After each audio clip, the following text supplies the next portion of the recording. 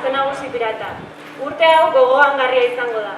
Batetik 15 urte betetzen ditugulako, eta bestetik aurten orain arte mugimendu barruan gertatu diren hainbat eraso sexista azaleratu direlako.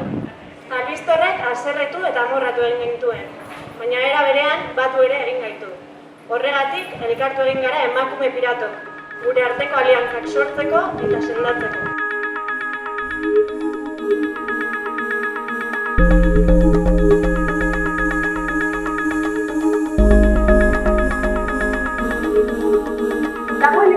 Badirela dute Groseko auzo elkartearen eta Zipotz eta Legamiren laguntzaz, Gros abordatu eta auzo bizi, bihurri eta pirata bilakatzeko autua egin zutela.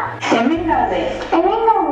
Izan eta Sara, matxi pertsonaia inoiz baino indartsuago errepresentatzeko gogoz.